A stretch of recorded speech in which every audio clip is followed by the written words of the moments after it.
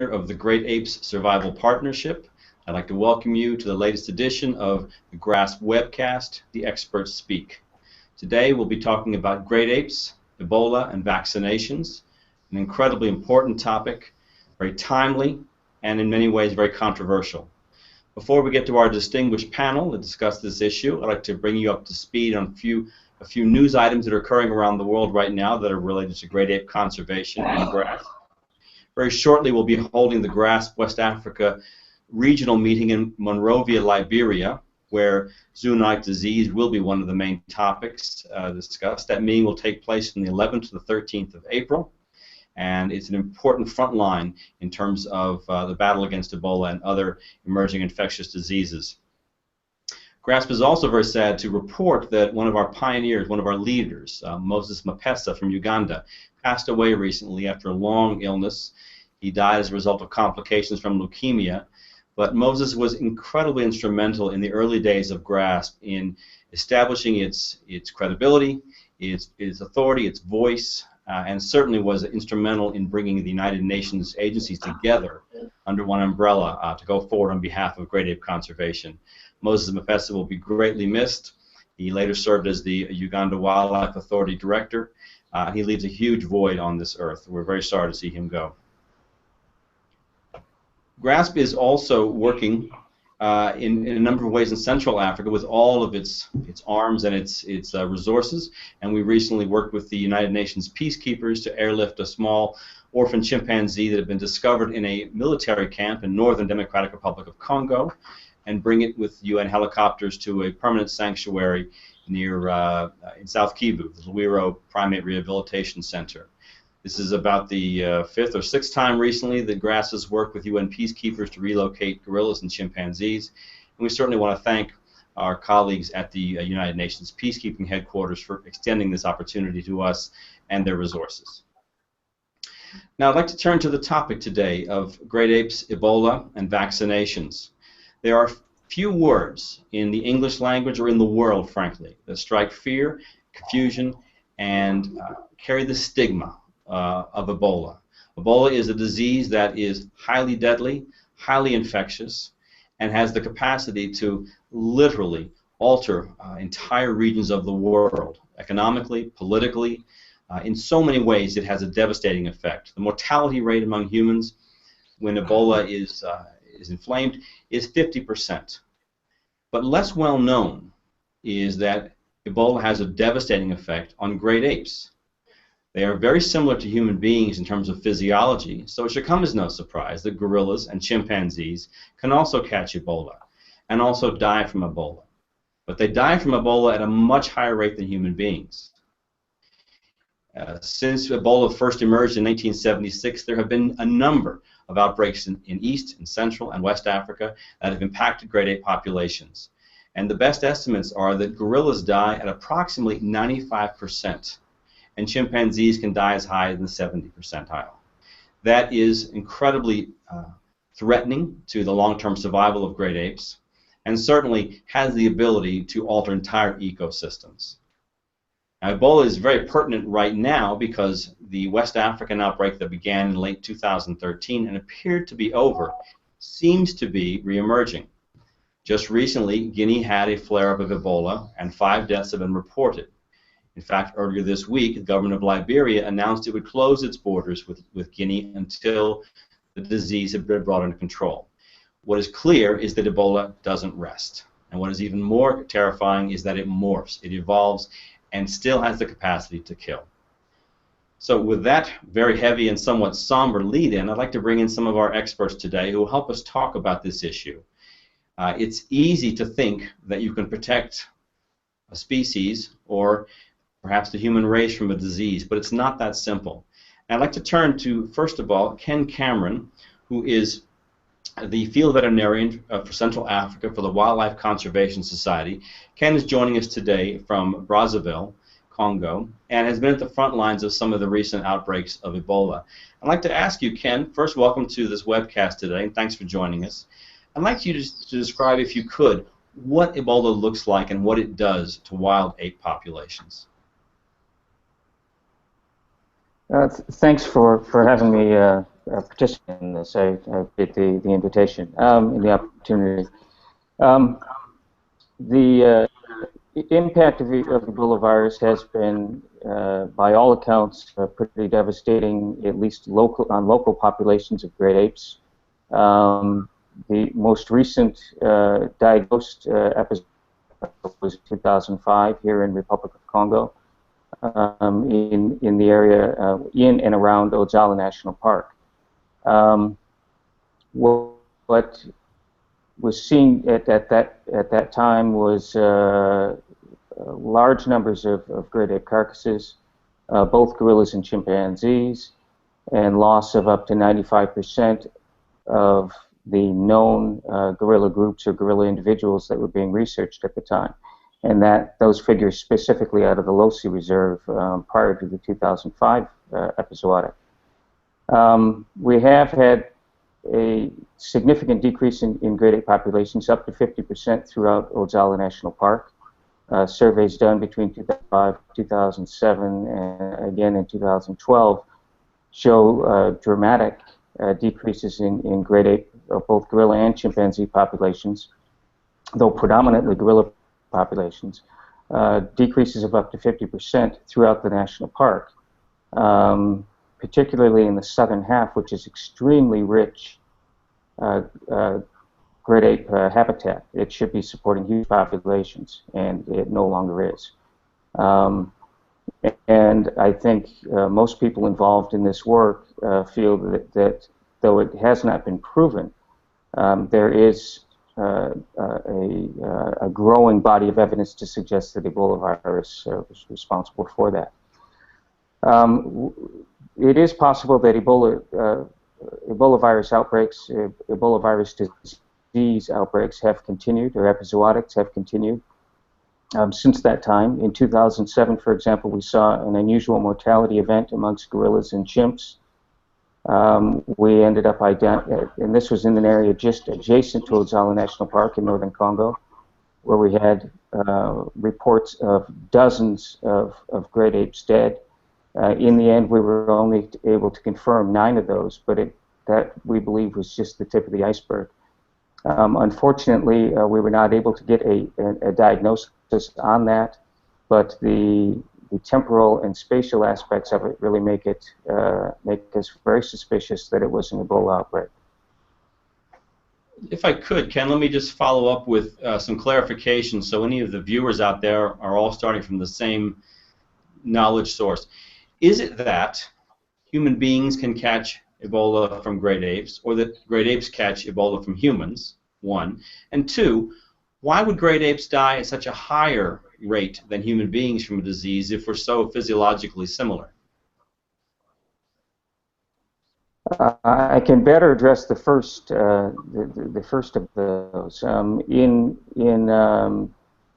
this region of the world, in Central Africa, particularly in Gabon and Congo, Republic of Congo, almost all Ebola virus epidemics, so outbreaks of Ebola virus disease in humans, were traced back to contact with infected wildlife. And in most cases, that was a primate. In most cases, that was a gorilla or chimpanzee. So we know for a fact that Ebola can be transmitted from great apes to humans. To the best of our knowledge, there is no, well, I was going to say that there was no documented case of Ebola being transmitted from apes, from humans to apes. I think that is still believed to be true, but I think it is something that is possible. If somebody, a hunter, for example, was in the forest, was suffering from Ebola virus, becoming ill, showing clinical signs, and therefore shedding the virus, if he came in contact with a gorilla, for example, while he was hunting, and the gorilla reacted in defense and came in physical contact with him, there could be transmission there. In terms, if I could... Your second question, I'm sorry. No, so it's okay. I was asking, frankly, why great apes would die at such a higher rate than human beings. Is there something physiologically different about human beings that makes them more resilient? I don't think that I can really address that. I don't have I really don't have an answer for that. It's a bit of a mystery for myself as well. Okay. And if I could just stay with you for one moment, Ken, this most recent outbreak, outbreaks that have occurred in West Africa across Liberia, Guinea, and Sierra Leone predominantly, while that was the cause of over 11,000 human deaths, to my knowledge, there still has been no great ape that died, or chimpanzee in that region only, that has died from this outbreak. Is that still true? And if so, how is that possible? To date, I have not heard of any reports of wildlife involvement in the mortality. So no die-off of wildlife associated with that recurring epidemic in West Africa. That doesn't surprise me that much. If the predominant theory behind transmission is that certain species of fruit bats play a role in transmission of the virus, either as reservoirs or as vectors. So either the virus is circulating within these bat populations and then spills over to human populations or to great ape populations, or the bats themselves become infected, and then when they start shedding the virus, they spread it to great apes or other wildlife or humans. The West African outbreak that's been going on for the last couple of years, there was evidence to suggest that there may have been direct bat-to-human transmission. In most other places here in Central Africa, for example, almost every outbreak has been traced to contact with wildlife other than bats, as I said, primates or some other species. In that case, the wildlife became infected first, so an epizootic started, and then it spilled over to humans, causing a human epidemic. But there can be direct transmission from the reservoir host, which is most broadly believed to be bats and humans.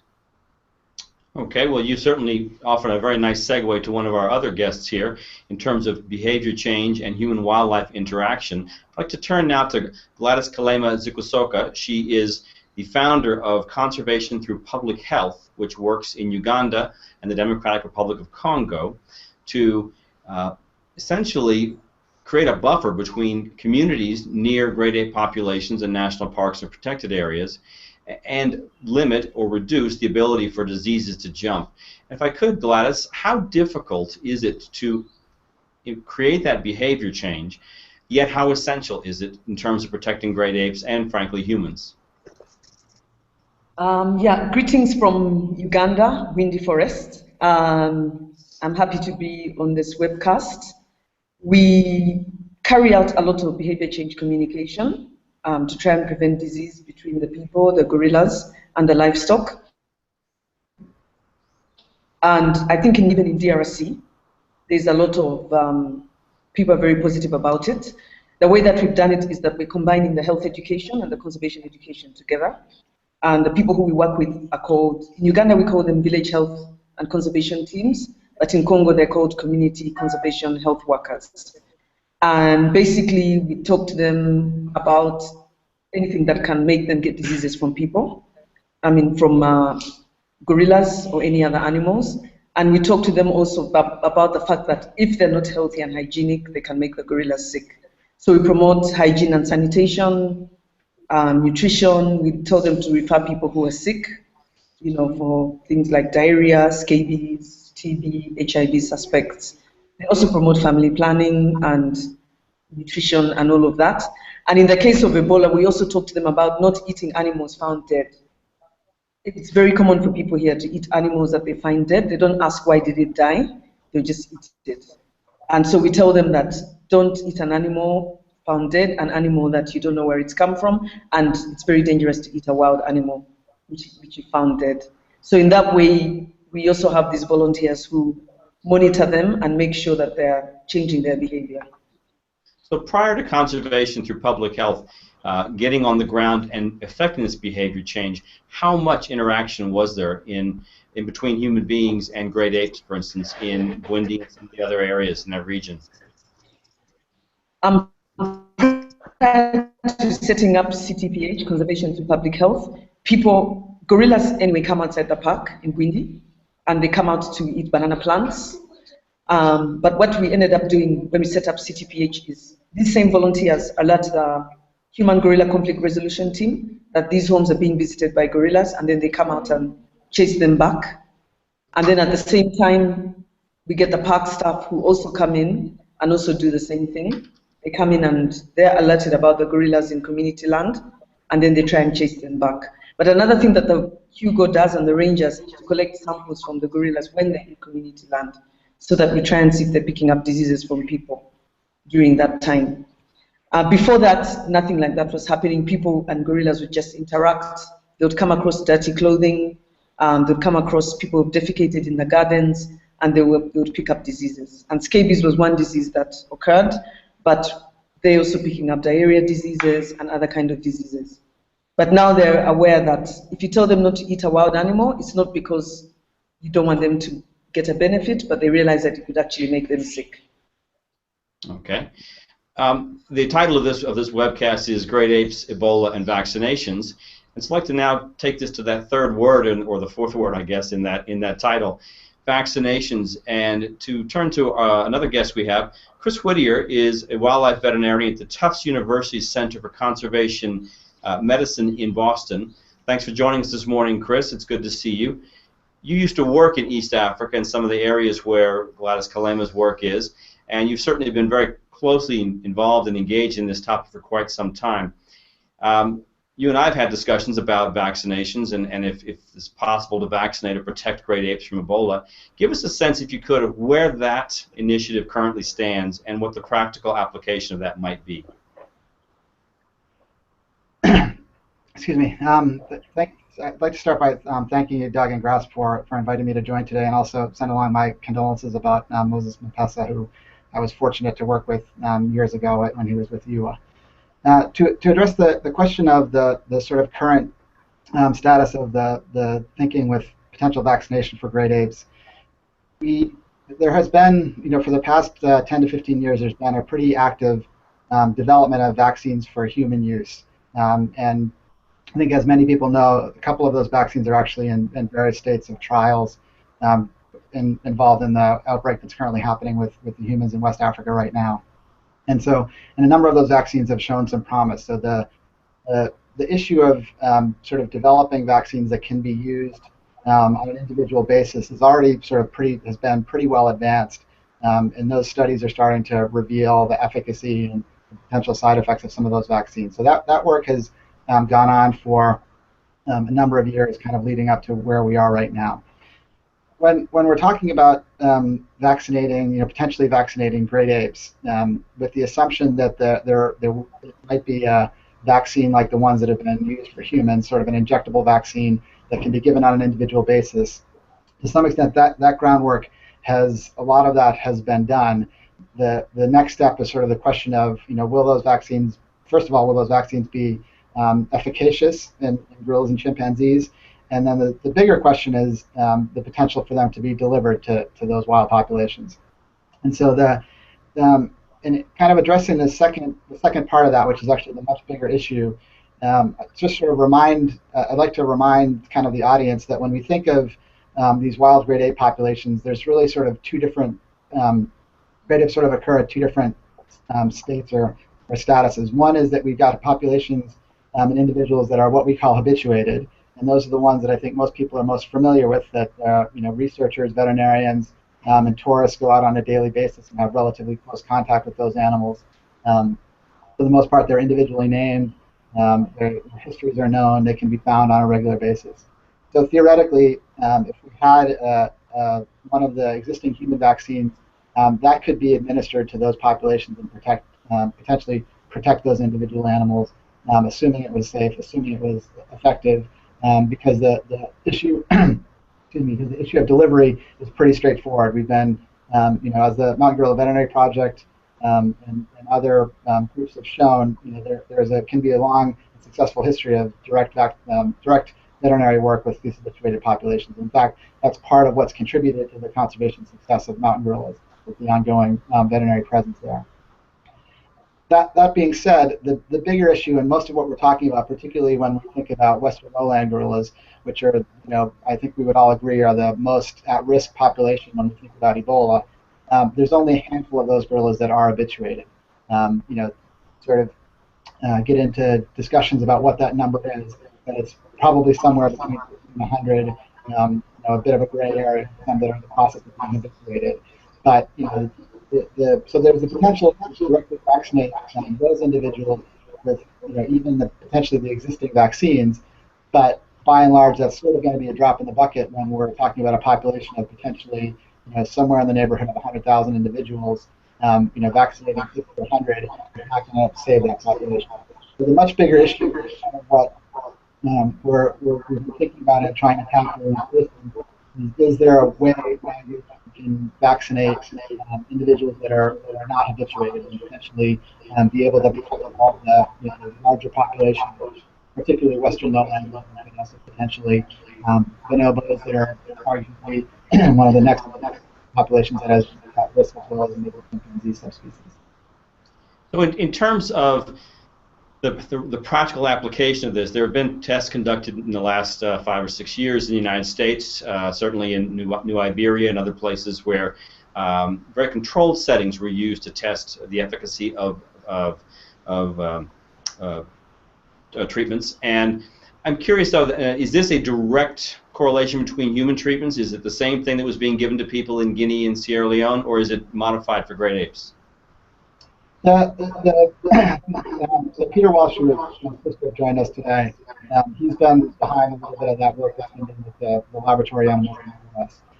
My understanding, at least from the initial publication, was that the vaccine that they used and they originally tested in chimpanzees is one that has not trialed and is not even very advanced in use in human settings, partly because it's by and large not an ideal vaccine to be thinking about in any of these applications, because it takes sort of multiple dosing.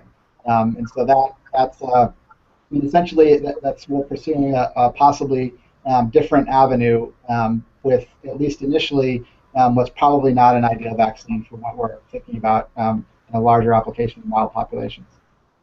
The extreme conservation that takes place in East Africa that you started describing at the beginning there would seem fairly easy, or a fairly easy way to administer a vaccine to mountain gorillas, for instance, or at least those that are habituated. As you indicate, western lowland gorillas and the western chimpanzees and so forth, much more difficult to try and vaccinate.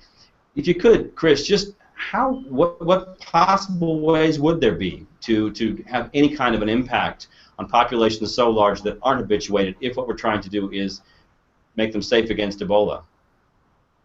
I think that I think probably two sort of prevailing ideas on this count right now. One would be something similar to an oral vaccine or a bait-based vaccine, and so there's been quite an extensive body of work both in North America and in Europe that I'm most familiar with, perhaps also in other parts of the world, by putting an oral rabies vaccine into a bait and essentially spreading that around in the forest with the hope that target animals, in our part of the world being raccoons, in Europe mostly being foxes that carry the strain of rabies we're concerned with there, and the animals consuming that bait and becoming vaccinated by orally eating the vaccines. So theoretically that could be an approach that might have some application in Central African forests. Obviously not a simple thing. We're talking about a much vaster area than anywhere that the rabies oral vaccine trials have been conducted. Tropical environment, very humid, lots of other animals that might think about eating things. And so theoretically that might be an approach, but it's going to take something very different than what's been done with any of the rabies approaches. And I think if you look at most of those cases, they're incredibly expensive with what's been done for the rabies vaccine approaches, mostly because you have to spread so many vaccines in order to get the target animals to eat of it, that it becomes a very logistically challenging and very expensive approach. The other idea that's sort of currently under investigation is the idea of having essentially a modified live virus, for example, that would be modified to have the proteins to protect, to sort of confer the vaccination and protect the individuals from Ebola, but as a live virus, something that could spread naturally throughout a population. And so there is a group of people, and I've been associated with some of them in partnership with WWF. They're at least exploring that potential avenue to see if at least that vaccine could be developed and potentially could be proven efficacious, at least as a first step before thinking about ever deploying it. And so part of my thinking, at least on this case, is that we've been relatively fortunate for the past 10 or 15 years that we haven't experienced these large great ape die-offs. But if they did start happening again, it would be nice to be a step ahead of where we are now and at least have some tools at our disposal that could potentially be used in emergencies, in a small basis. And I think, because we're not there yet, what I'm seeing as the sort of the future, this kind of immediate future, is at least making sure that we have some of those tools and some of those approaches, so that if the situation arises that we need to start thinking about immediate actions, we're not 10 years back in terms of trying to develop these tools. Let me turn to Gladys for a second, because you touched on something I wanted to ask her. We're talking about an expensive vaccine and a difficult vaccine to administer. Just to play devil's advocate with you, Gladys, how difficult would it be to explain to communities you work with every day that this vaccine is going to be given to apes at a great cost, as opposed to that funding or those resources or that expertise being given to human beings? Would you face any kind of a public relations nightmare with that, or is that not an issue? Luckily, the communities of Gwindi benefit so much from gorillas and gorilla tourism, and they know that in order to have tourism, gorillas need to be healthy. So it's a lot easier where people see the direct benefit of having healthy gorillas, and when they know that they could also be a risk to the gorillas. So I think if you say to them that we're going to vaccinate gorillas to protect them so that they can be around and tourists can come and visit them and you get money from tourism, they can understand it. I think the argument is harder when there isn't tourism. And unfortunately, in a lot of the places where the gorillas have died of Ebola, there's not a lot of tourism to talk about. And also when they're not habituated, then it's even harder to promote them for tourism. So it's easier once you can try and get some benefits for the communities that share a habitat with the gorillas. They can understand why you should spend a lot of money vaccinating the gorillas. And also in the case of West Africa, they know that the vaccine will protect them as well. That part maybe could be one argument, even if they're not benefiting from tourism. But if they know the gorillas are vaccinated, then they will most likely not get it, then they will understand it. But probably the biggest message is not to eat the gorillas. That would be the message from the poll. Sorry, Chris. I could just to jump in and add something. I agree completely with Gladys. This is a very fundamental part of this whole discussion that needs to be kind of very carefully managed with partners, the sort of human and medical partners on the ground, to be making sure that issue is addressed and sort of not ignored. But the one piece that I would add to that, though, is that part of the argument that I think can be made and is very valid kind of touches back to what Ken was speaking to earlier, which is the fact that the majority of human outbreaks stem from an initial exposure to great apes that have died from Ebola. So theoretically, by protecting the great apes in the first place, you're dramatically minimizing the risk of that initial human spillover of that. Assuming that you had a comprehensive system and there was that level of protection in the great ape populations, that there's a very clear and direct human benefit of minimizing the risk of that spillover from the great ape sources that by and large have been the majority of the cases with the human outbreaks. Okay.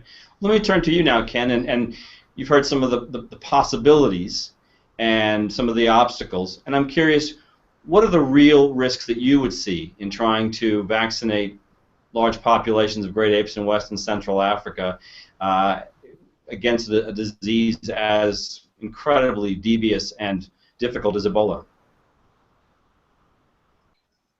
Well, I think Gladys and Chris have both touched on some of the very key points. Certainly acceptance by the local population, as well as government concerned about the political ramifications of taking on any of these actions, or making sure that the various countries are on board. Where in certain areas, for example, in Bundi National Park, where it is more of a controlled environment, it's a defined region. As Gladys alluded to, the great apes in West Africa, in Central Africa, traverse national boundaries. So anything that's released or put into that great ape population in terms of a vaccine would move across international boundaries, which just complicates the situation. I think the biggest concern that I have is making sure that anything that we do release into this environment is not going to have untoward consequences, negative consequences, either for the target species or for non-target species, other wildlife or humans. Some of the vaccine platforms that Chris touched on are based on attenuated replicating virus. Just to be not Ebola virus. This is not a toned down or attenuated Ebola virus. It'd be some other type of virus. Perhaps a cytomegalovirus, something else that occurs in these species already, to which the Ebola virus proteins would be attached. So it cannot replicate as Ebola virus. It replicates as its own virus, and one that is hopefully harmless to the great ape population. But above all, I think we need to be careful not to that we look at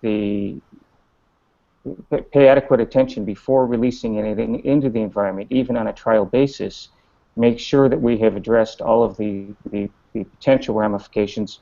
For example, looking at not only the safety within great apes themselves, looking at the safety to humans, should they become exposed to that virus or to that vaccine, and looking at non-target species. Are there effects that could be devastating to hoof stock, for example, duikers or buffalo, bongo, that kind of thing, or other primate species. So above all, I would just urge the cautionary principle, and I think that becomes a major challenge in trying to deal with this. What we don't want to do is rush out there thinking that we're saving great apes, and then find out that we've caused some other serious damage to the environment. That certainly is a good cautionary tale or cautionary word there. In the past, when other major infectious diseases have broken out in Africa, and HIV would be a good example of that, one of the obstacles to treatment was the cost of retrovirals and any sort of vaccines. I assume, I don't know the exact cost, maybe one of our guests today does, I assume this would be an incredibly expensive undertaking. And given that conservation in all forms is incredibly underfunded, or at least not up to the task today, I wonder if any of you, let's start with you, Chris, could either give a sense of the cost, and or is this the best way to spend conservation funds? Well, I guess first of all, my first thought would be that I'm not sure that it's necessarily conservation funds that need to be directed towards injuries. A lot of what we're talking about is basic biomedical research in terms of trying to improve efficacy, safety, etc. And so I think that I think very often it's easy to make the argument that that might have overlapping implications are drawing from the same pool of funding, but I don't think that that's necessarily the case with a lot of what we're talking about. So that's the first one I would make. The second one is I think in my mind, with the sort of the long-term goal, I mean, I think the individual vaccination effort, which I believe should be a parallel to the larger scheme of trying to figure out how to get populations vaccinated is relatively low. I mean, we're talking about only a couple hundred individual apes that could theoretically be targeted. I mean, we've got mountain gorillas have full-time veterinary care, could be working through part of their program theoretically. There's a lot of other issues there, and I would also point out that at least with what we know about most of these vaccines right now, they may only last for something like a year, in which case it has to be a very thought out program for a population that's going to become a regular activity, and that might be where it's up. But theoretically, on an individual basis, with some of these vaccines, there's not, I don't see much there in administering those vaccines for those habituated individuals where it might be appropriate. On the larger front, the idea of much larger populations, I think that's where the discussion and approaches that I outlined earlier diverge. Because I think with the weighted vaccine approach, depending on what kind of a vaccine it is, for the sake of argument, that it's something that's not going to be likely to spread between once vaccinated, and that's going to take a massive investment in terms of spreading that vaccine coverage that you would require. On the other hand, something that might be alive in vaccine that would spread from individual to individual, in theory, as simple as vaccinating one individual and letting that spread. You know, obviously, you would never use that approach. You want to sort of wider coverage and to get as many individuals vaccinated as possible. But in theory, it could just take vaccinating that initial individual and letting sort of the rest of it run its course without a huge extent. So I think that in theory, that's where a lot of the discussion might come about the two sort of more obvious approaches we're looking at right now. Okay, if I could, we're running short on time soon, so we'll be wrapping up in a moment. If I could turn to you again, Ken, for a second. Not to overstate this, but in many ways this is playing God. This is intervening before perhaps there is a crisis, and this is managing something very global, something very much larger than humanity normally engages in. What's your sense of comfort with that in terms of taking such a proactive step? Well, I think there are voices out there who would question, I guess as you put it, playing God. Should we intervene just because we can? I think the argument for or against that varies with talking about the habituated gorillas that both Gladys and Chris have already mentioned, or whether we're talking about wild populations. There is an argument that if Ebola virus is a naturally occurring disease, though it does have, by all evidence to date, a significant impact, massive impact on grade 8 populations, should we be doing anything about it? And again, that's a moral question. I know people who will fall on both sides of that line. There have been attempts to do more broad management of wildlife populations by introducing organisms, either non-native species or introducing a viral or bacterial element into a population to try to control it. And in many, many cases, they have ended up having devastating consequences. So if we accept that we want to intervene in these populations, we just need to make sure that we're doing it in as safe a manner as possible. Well, in your opinion, Ken, are we there yet? Do we know enough, and is the confidence level high enough to be able to take that very, very dramatic step? It depends. I think it depends on what type vaccine you're talking about. I think the vaccine platform that raises the most concern is that of a self-disseminating, attenuated virus. The one that once introduced into the population will continue to spread through that population. I think that is where the concern comes. And in terms of that particular platform, I think we have got a ways to go before we broadly feasible with implementing that type of product. Well, Gladys, in Uganda, it's often said in financial reports that every mountain gorilla brings in $1 million a year in tourism revenue to the country, and certainly Rwanda has had tremendously high revenues as well. What would be your best guess on a government reaction to a proposal like this? If you were threatened, if the mountain gorillas in those countries were threatened by Ebola virus, do you believe the government would give an okay and approve a vaccination project? Just as you said, Doug, because gorillas bring so much tourism to the country, tourism revenue, which goes to pay the park staff who look after them, but also go to support all the other protected areas that don't have mountain gorillas or charismatic species. The government, I think, would definitely consider it, because for sure the money from tourism could even help to pay for that exercise. I think it makes a lot of sense in Rwanda, Uganda, where tourism is really flourishing for mountain gorillas. It makes a lot of sense. I don't know about countries where there isn't much tourism, how much sense that would make. That's an But as odd you dichotomy. said, conservation, just to put on something else you said previously, it's difficult to fundraise for conservation. The funds are limited, and there's so many needs. But tourism can pay for conservation. So in a sense, countries that have tourism should be able to put aside some money for issues like this one. I was going to say, it's an odd dichotomy that you have East African countries where tourism is quite high and Ebola relatively low. Certainly there hasn't been outbreaks in quite some time in your region, yet in the West and Central Africa where tourism is quite low, you do have this greater issue. Let me conclude with you, Chris, if I could. Really, what next? We seem to be at kind of a crossroads in terms of a very big question in terms of wildlife management, in terms of resource allocation, in terms of pushing the edge of a scientific envelope. What is your best guess on what we'll see in the next few years? Are we going to be vaccinating great apes, or is this something still too far off?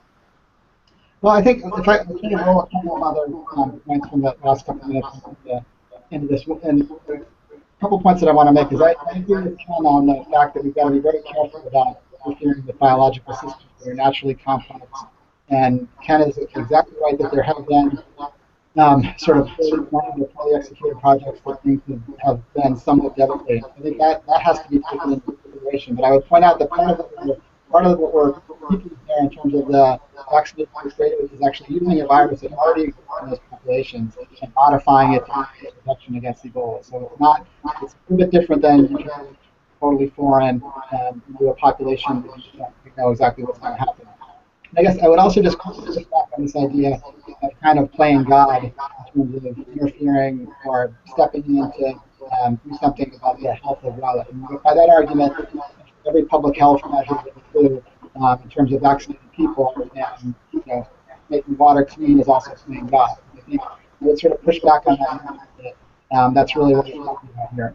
And so I think the rest of the question of steps, I would advocate for sort of a continual dialogue like we're doing now, and some attention being paid towards at least trying to figure out how to develop this and do the proper testing and sort of rooted science that's required to make sure that we're going into this, if the situation ever arises or we are at the point to think about starting to deploy any of these vaccines in small populations, and so with the proper scientific methodology, making sure that we're being as careful and as thorough and as effective as possible. So that I think that's the sort of one of the immediate goals. But I would point out that we're vaccinating wild populations, including great apes, quite regularly in a lot of these landscapes with other vaccines without having the sort of same level of discussion. So a lot of this is not quite as novel as you might think.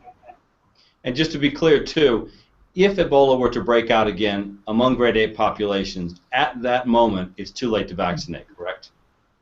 I'm not sure that that's not necessarily the case. I mean, a couple of the vaccines have shown some efficacy sort of being administered in the face of some outbreaks. I think ultimately, never want to be reacting to things when it might be too late. And so that's part of why I think it's important to be having this discussion now about doing sort of proper health preventative medicine like we do with humans and wildlife all of the time by making sure that they're protected before things kind of get out of control. It's obviously much easier to, in most cases, to prevent outbreaks of disease than it is to manage them once they happen. And I think what we're still looking at 2 years down the road, West Africa is pretty good evidence of that.